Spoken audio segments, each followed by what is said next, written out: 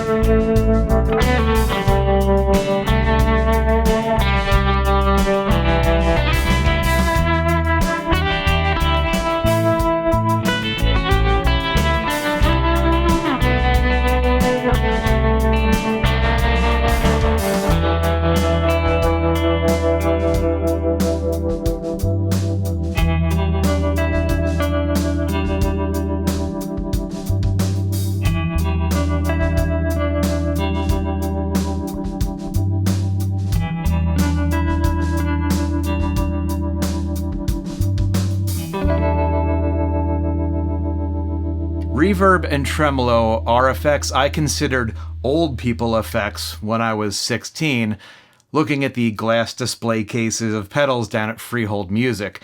But here we are, 45, practically dead, and this thing is going off. No cap. We've got 3 modes on here, all set with this switch. All 3 are reverb and tremolo, or at least something tremolo adjacent. But let's start at the top with R and T. R and T is reverb and tremolo. In that order, reverb into tremolo. Classic.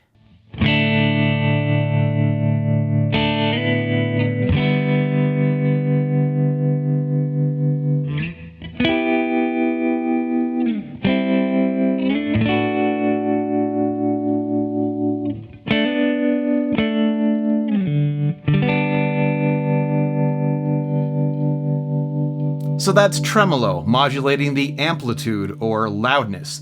The Mac mode, in the middle right here, that leans into a magnetone style pitch vibrato, going into reverb.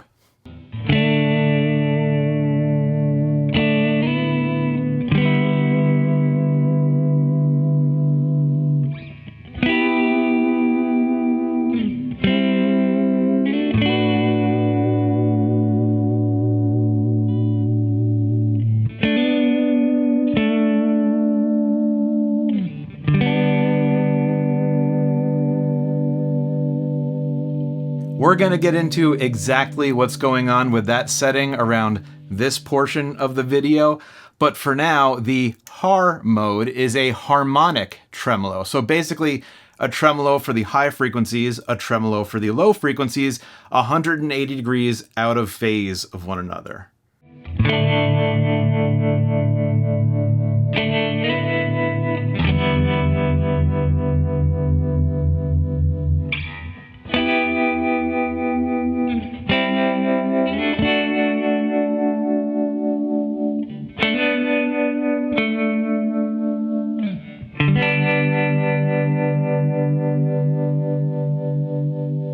And then on the top here, we've got controls for the rate, depth, level of the reverb, and overall output level of the pedal.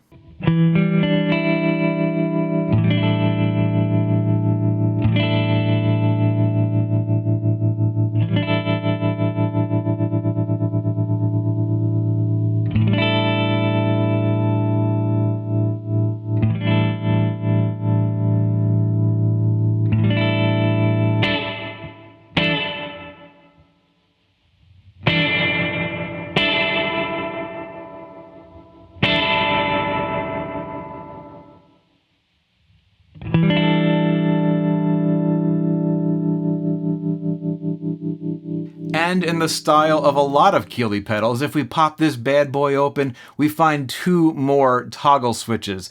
The first one here changes the reverb type between the stock spring-style reverb and the more elegant and vastly superior plate reverb.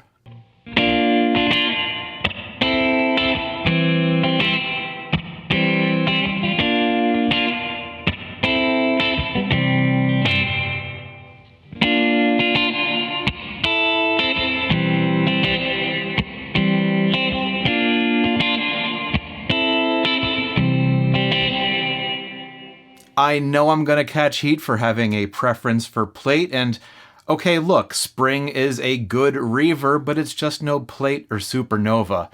There's a second dip switch, I said dip switch in here, that adds or removes a low-pass filter, and it's labeled Vintage and Modern.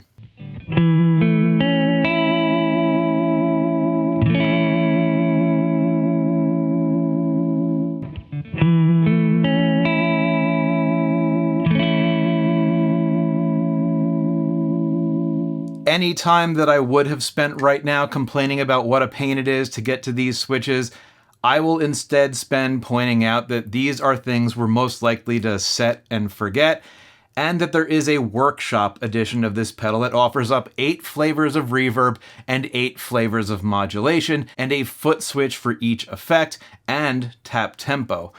Good luck finding one of those though. It's not in stock, and it looks like only a few have ever seen reverb, so yeah, I don't know what the deal is there. Alright, back to this pedal. We already know that tremolo and harmonic tremolo are variations on amplitude modulation.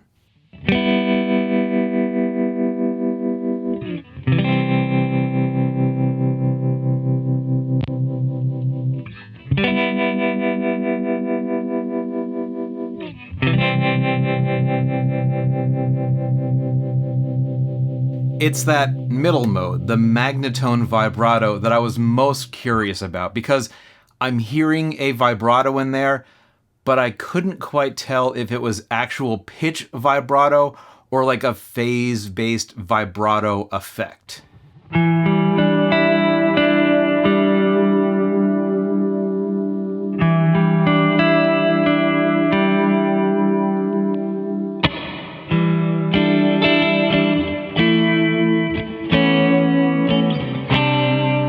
Turns out, yes, it is phase-based, and yes, it is pitch vibrato. Neither in the way that I had initially imagined. And I got a lot of great information about this from Uncle Doug's YouTube video, where he discusses in extreme detail the physical implementation of this effect in a magnetone-style amplifier.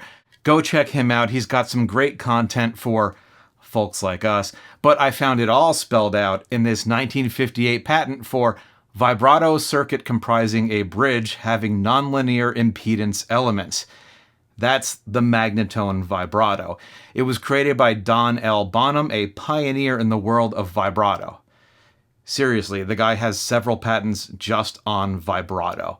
And I read this, I can save us a lot of time by just saying that basically it comes down to the fundamentals of a push-pull amplifier, where one triode or transistor is reacting to the positive portion of an input signal by pushing it up, and the other is reacting to the negative portion by pulling it down.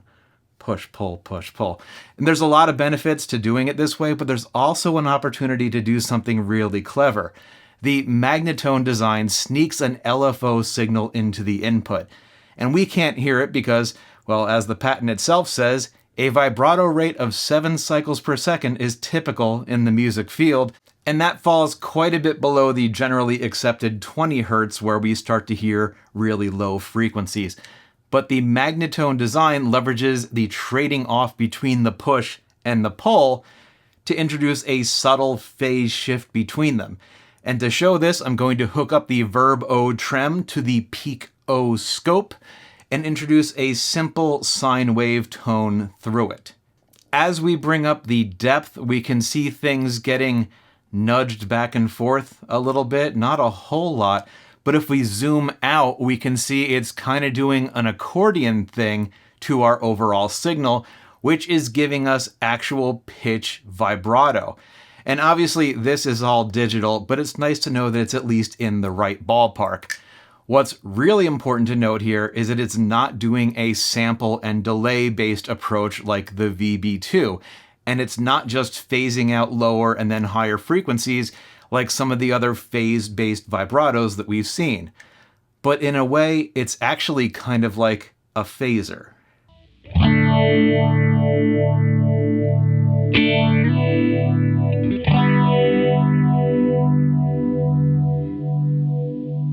A phaser uses pairs of all-pass filters to flip a phase at a certain frequency and then flip it back.